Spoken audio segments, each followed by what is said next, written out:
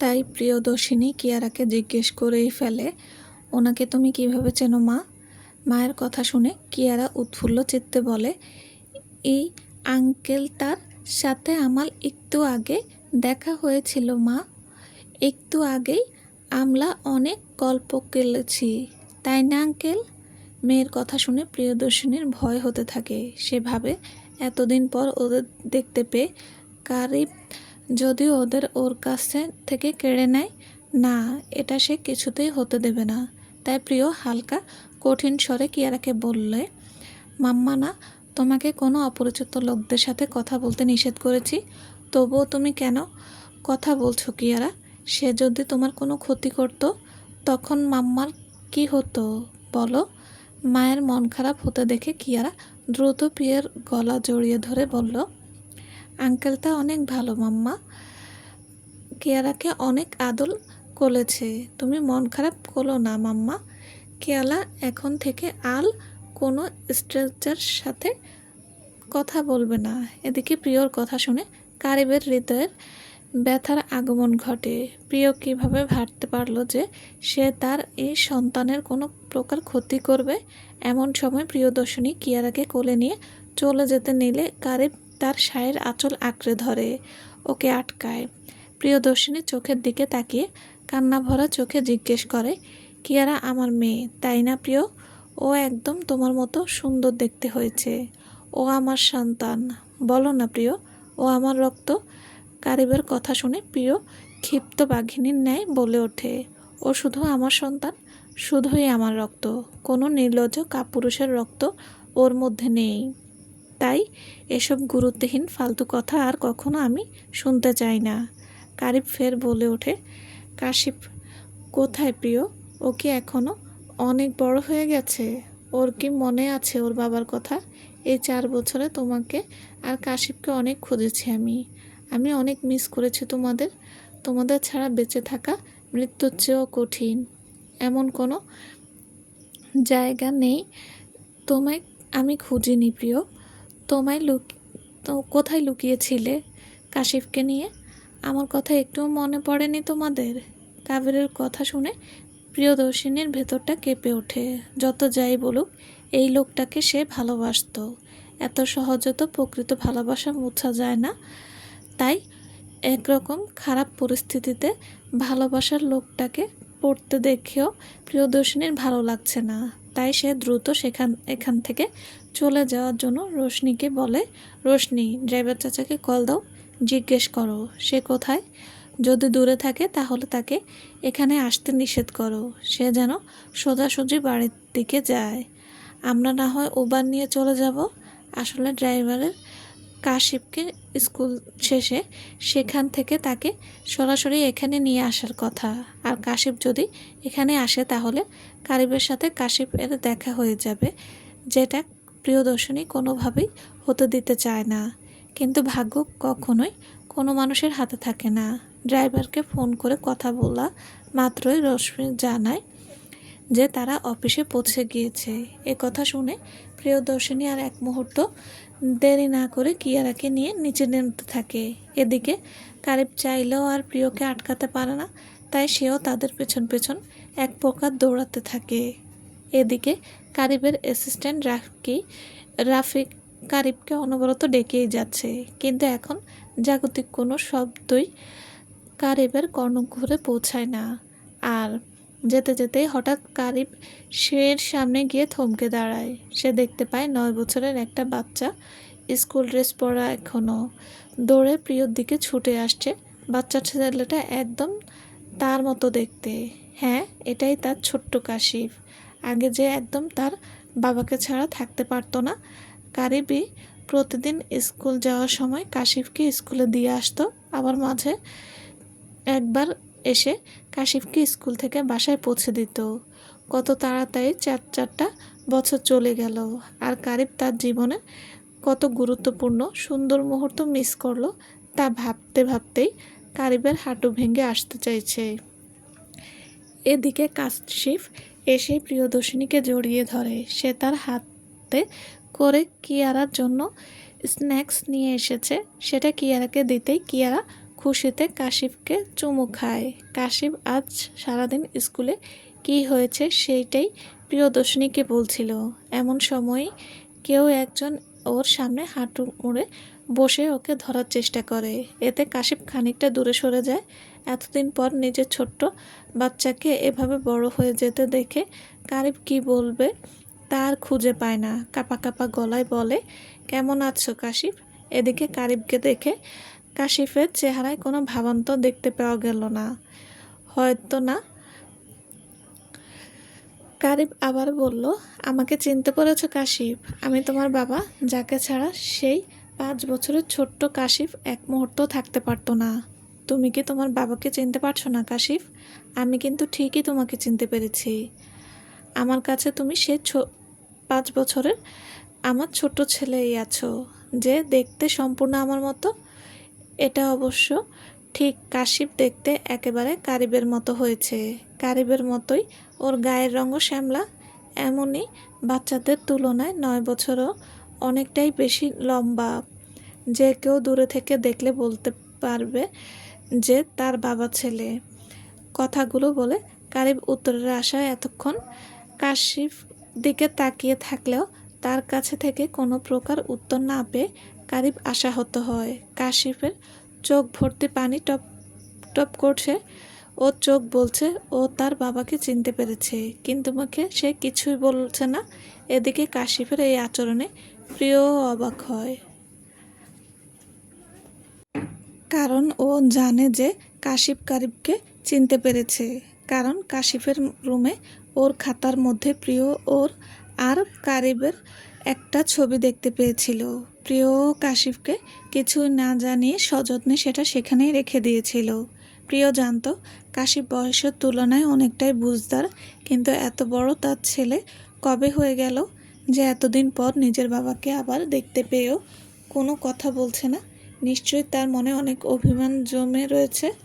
কাশিফের ডাকে প্রিয় ধ্যান ভাঙে। সে প্রিয়কে বলে, মাম্মা, আমরা সবাই এখন টায়ার্ড, চলো তাড়াতাড়ি বাসায় যাই, আর বনুরও ঘুমানোর সময় হয়ে গেছে। বলে সে কিয়ারাকে কোলে নিয়ে কারিবকে একেবারে উপেক্ষা করেই গাড়িতে উঠে বসে। প্রিয়দর্শিনী সেদিকে পা বাড়ালেই কারিব বলেছি ওঠে, এবারের মতো ক্ষমা করে দিয়ে আরেকবার সংসার সাজানো যায় না প্রিয়? আমাকেও তোমাদের সাথে থাকার সুযোগ দাও একটা। আমার আর একা থাকতে ভালো লাগে না প্রিয়, দম বন্ধ হয়ে আসে। আমাকে আমার স্ত্রী সন্তানের সাথে থাকার অধিকারটুকু দাও প্রিয়। আর কিছুই চাইবো না তোমার থেকে আমি। কথাগুলো শুনে প্রিয়া এক মুহূর্তের জন্য থমকে দাঁড়ায়। তারপর যেতে যেতেই বলে, আপনার একা থাকতে আমরা কেউ বলিনি। আপনি আপনার লাইফের জন্য যোগ্য কাউকে পেয়েছিলেন। আমি শুধু আপনার কাজটা আরও সহজ করে দিয়েছি। আর আপনাকে আমি আরও 3 বছর আগে ডিভোর্স পেপার পাঠিয়েছি, আপনি সেটা সাইন করেননি। আপনি আমাদের জীবনে আর কোনো ঝামেলা না করে ডিভোর্স পেপারটাতে সাইন করে দেবেন, সেই আশায় আমি করব। এই বলে প্রিয় দ্রুত গাড়ি নিয়ে চলে যায়, পেছন রেখে যায় তার এককালের সবচেয়ে প্রিয় মানুষটাকে। কারিব অসহায়ের মতো কাঁদতে থাকে। হঠাৎ কারিবের মনে হয় প্রিয় ডিভোর্সের কথা বলল কেন? সে এখন অন্য কাউকে ভালোবাসে? ডিভোর্স দেওয়ার পর কি প্রিয় তাকে বিয়ে করবে? কারিব মনে মনে বলে, আমাকে মেরে ফেললেও আমি তোমাকে ডিভোর্স দেব না মিসেস প্রিয়দর্শিনী যেমন প্রিয়। এদিকে এত সব কাহিনীর আগে মাথা কিছু বুঝতে পারে না বেচারা রাফি। কারিবের পাশে অসহায়ের মতো দাঁড়িয়ে আছে। সে এসবের কিছুই জানে না। রাফি শুধু জানতো কারিবের বউ বাচ্চা আছে, কিন্তু তারা কোনো একটা কারণে দূরে থাকে। কিন্তু এখন বুঝতে পারলো যে নিশ্চয়ই কিছু ঘাপলা আছে। এদিকে রাফি কারিবের মুখের দিকে তাকিয়ে তার মনে হয় যে তার স্যারকে সান্ত্বনা দেওয়া উচিত। তাই আর কোনো কথা খুঁজে না পেয়ে কারিবকে বলে, স্যার, ম্যাম তো আপনার কোনো কথাও কোনো প্রকার পাত্তা না দিয়েই চলে গেল। রাফির মুখে এই কথা শুনে কারিবের নিজের হুঁশে ফিরে। রাফি যে তার করুণ অবস্থা দেখে বেশ মজা পাচ্ছে তা সে বেশ ভালোইভাবে বুঝতে পারছে। কারণ সারাক্ষণ তাদের ধমকের উপর রাখা লোক যখন তার বউয়ের কাছে থেকে ছাড়ি খায় তখন সেটা দেখতে ভালোই লাগে। কারিব তার আগের গম্ভীর অবস্থায় ফিরে এসেছে। রাফিকে বলে, এটা আমি তোমার কাছ থেকে শুনতে চেয়েছি, তুমি নিজের কাজ করো। কথাটা শোনা মাত্রই রাফি খানিকটা লজ্জাবোধ করলো, তাই সে কোনোভাবে উত্তর দিল, জি স্যার। এই বলে রাফি চলে যেতে নিলে কারিব আবার রাফিকে থামিয়ে সে তাকে বললে, মিসেস প্রিয়দর্শিনী কোথায় থাকে, সারাদিন বাচ্চাদের নিয়ে কোথায় কোথায় যায়, সব খবর আমার চাই রাফি, বুঝতে পেরেছ? কারিবের কথায় রাফি অবাক হয়ে বলে, স্যার শেষমেশ আপনি আপনার বইয়ের উপর নজরদারি করবেন? এটা কিন্তু ঠিক না স্যার। রাফির কথা শুনে কারিব রাফির দিকে চোখ গরম করে তাকালে রাফি বলে ওঠে, না না, একদম ঠিক, আমি কয়েক ঘন্টার মধ্যে সব খবর নিয়ে হাজির হব, এক্ষুনি যাচ্ছি আমি। এই বলে রাফি চলে যায়। ও এদিককার সব কিছু তদারকি করে কারিবও ফিরে যায় তার নিজ গৃহে। এই 4 বছর অনেক কিছুর পরিবর্তন হলো, কারিবের সে ছোট্ট ফ্ল্যাটের কোনো পরিবর্তন ও কারিব করেনি। এখন তার কাছে অনেক বড় বাড়ি থাকলেও সে এখনও সেই আগের ছোট্ট ফ্ল্যাটটাতে একা একা থাকে। আগে মাঝে মাঝে তার বাবা মা আসলেও এখন বয়সের ভারে তারা আর এদিক ওদিক যাতায়াত করে না। আর কৃষাবার নাবিলও এদিকে আর বেশি আসে না, যদিও ওদের মেয়ে কুহু হওয়ার পর কারিব গিয়ে কয়েকবার দেখে এসেছে। এই কয়েক বছরে কারিব প্রিয়দর্শিনী এবং তার সন্তানকে কয়েকশো বার খুঁজেছে। এমনকি 3 বছর আগেই যখন প্রিয় কাছে থেকে ডিভোর্স লেটার পেয়েছিল তখনও কোথা থেকে পাঠানো হয়েছে এটাই জানার জন্য সে আপ্রাণ চেষ্টা করেছিল, কিন্তু সে সব রকমভাবে ব্যর্থ হয়েছিল। এভাবে একা একা থাকতে থাকতে নিজেকে শেষ করে দেওয়ার কথা অনেকবার ভাবলেও তার হয়ে ওঠেনি। এদিকে ঈশান কারিবকে অনেক সাহায্য করেছে। পরে সে এই একাকিত্ব থেকে বাঁচার জন্য সারাদিন পাগলের মতো কাজের ভেতর ডুবে থাকতো। তার ওই ধারাবাহিকতায় সে নিজের একটা প্রাইভেট ফার্ম তৈরি করে। এভাবেই দীর্ঘ 3 বছরের নিরলস প্রচেষ্টায় তার কোম্পানির উন্নতি আর খ্যাতি পেয়েছে, কিন্তু মানসিক শান্তির কোনো কারণ খুঁজে পায়নি। কিন্তু আজ তার আবার নিজেকে পরিপূর্ণ লাগছে। কারিব প্রিয় আর তাদের বাচ্চাদের দেখতে পেয়ে অনেকটাই স্বস্তি পেয়েছে। এখন শুধু তাদের নিজের কাছে আনার অপেক্ষা। কারিব মনে মনে বলে, একবার যখন তোমাকে খুঁজে পেয়েছি প্রিয়, এখন শুধু আমি দেখতে চাই তুমি কিভাবে আমার কাছ থেকে দূরে চলে যাও। আমার কাছে তোমার ফিরতেই হবে প্রিয়। 4 বছর আগে আমাদের যেমন সুখের সংসার ছিল তেমন সুন্দর সংসার আমাদের আবার হবে প্রিয়। শুধু একটাই পার্থক্য হবে, এবার আমি আর কোনো অন্যায় হতে দেব না তোমার সাথে। এ কথা বলে কারিব আনমনেই হাসতে থাকে। এদিকে বাড়িতে ফিরার পর থেকে প্রিয়দর্শিনীর মন একদম ভালো নেই। অ্যাপার্টমেন্টে ঢুকেই সে ধপ করে সোফায় বসে পড়ে। রোশনি আগে থেকে এ বিষয়ে কিছুটা জানতো, কিন্তু সে কখনো কারিবকে দেখেনি আর তাই চিনতেও পারেনি।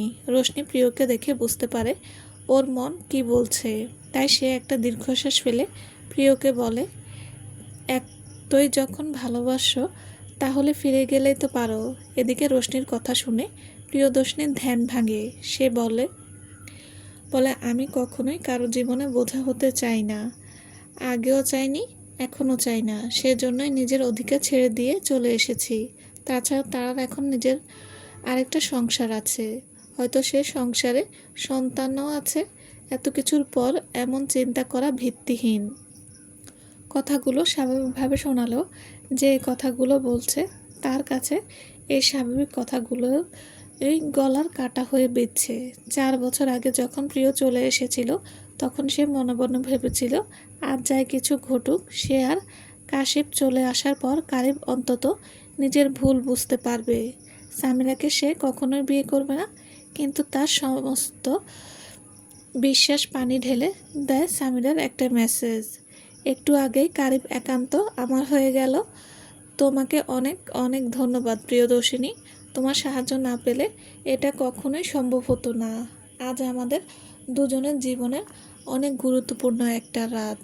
আজ আমার আর কারিবের বাসর রাত। এই গুরুত্বপূর্ণ সময় তোমার শুভকামনা আমরা একান্তভাবে কামনা করছি। সামিরা।